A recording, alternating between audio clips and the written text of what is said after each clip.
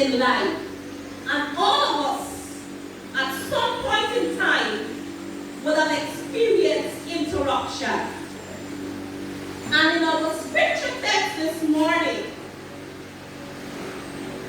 we can see that Mary had an interruption. She was engaged to Joseph, and up came this angel to Mary.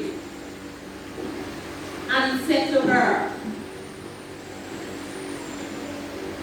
you will conceive, and you will have a son.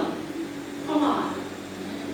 Mary was engaged to Joseph, and the world knew, the whole of Nazareth knew that she was this, but these two people were engaged. And then come this angel telling me that I am going to conceive a child. Come on. What will the world say? What will the people say? And she wondered, what kind of greeting is this? And she was bothered by it, because it would be an interruption in her life, because she was not married yet. Come on. And the people would have said this and they would have said that. Right? Many times we bother what the people will say. Right? What the people will say. But Mary, in verse 21, says, and behold, you will conceive in your womb and bear a son, and you shall call his name Jesus. The beautiful thing in that interruption is that she would have a child who was going to save the world from sin. A child who was going to give his life on the cross for your life and for mine. Come on. So, some of the great advances in God's plan have come through interruptions. Many times you're interrupted in life. You say, why me? Why don't I do this? Come on. But some of the great advances in God's plans come through interruptions. And today I'm going to give you at least 3 examples where God's plan has materialized in person's life when there is an interruption. And so today, I want us to turn to Acts 9. And we're going through verse 1 to 9. Acts 9, verse 1 to 9.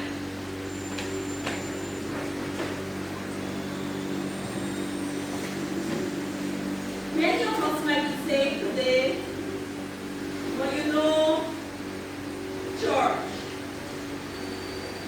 and I get so much to do. This is an interruption. Because it was suppressed. And I'll be very trouble tomorrow and all of that. But we can never know what God has in store for us.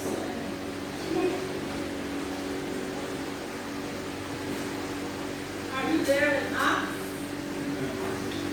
Acts 9.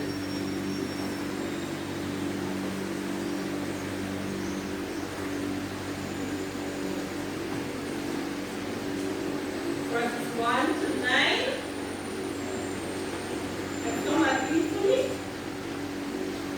Meanwhile, Saul was taken out of Damascus, and his disciples.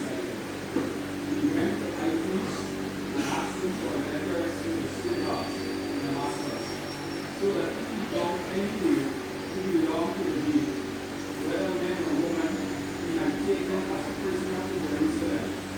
As he neared Damascus on his journey, suddenly a light from heaven flashed around him. He fell to the ground and heard a voice say to him, Saul, Saul, why do you persecute me? Who are you, Lord? Saul asked. I am Jesus, whom you are persecuting, he replied.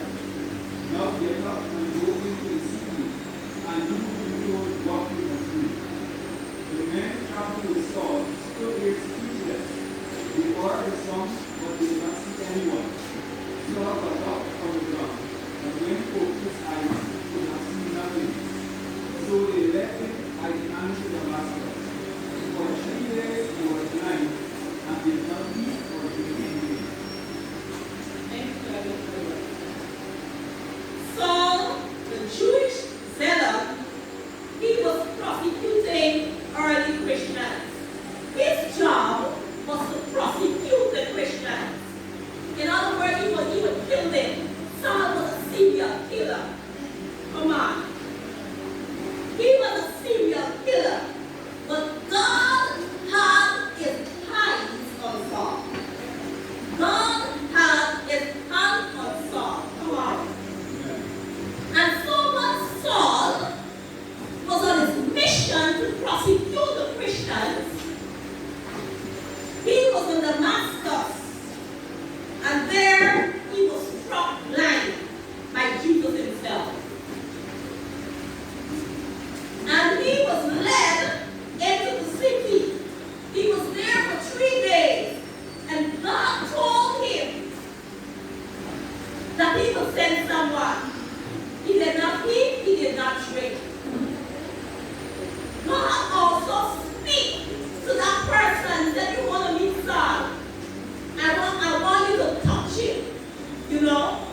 So God will prepare us. He will prepare us. He will prepare the person that he's sending. Or the angel. That person works as an angel. Come on. And so, there was an interruption in Saul's life. Yes. He had a mission to prosecute the people of God. But there God says, Saul, why don't you prosecute me? Because if you are prosecuting the people of God, you are actually prosecuting God. Right? And God spoke to Saul at that moment. There was a life-changing experience to Saul. Yes. Yes. So God can take anyone.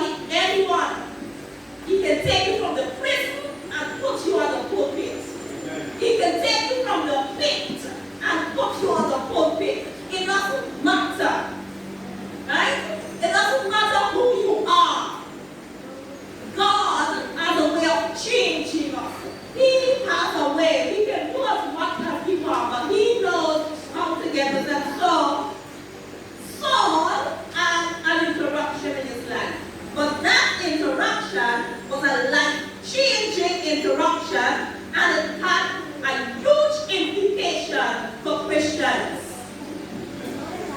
And when we read the New Testament, so many books were written by the same man who had his name changed from Saul to Paul. And he became so humble that he called himself the prisoner of Christ, or the apostle of Jesus Christ. You see, God changed his life through that encounter on the road of Damascus, and he turned him around. And so the same Saul that was prosecuting God's people, God used the same man. Come on, he used that very man to minister to the people and to save them from their sins. So we see, we need to bless the interruptions. We need to ask God, what are you doing? What are you saying to me in this interruption?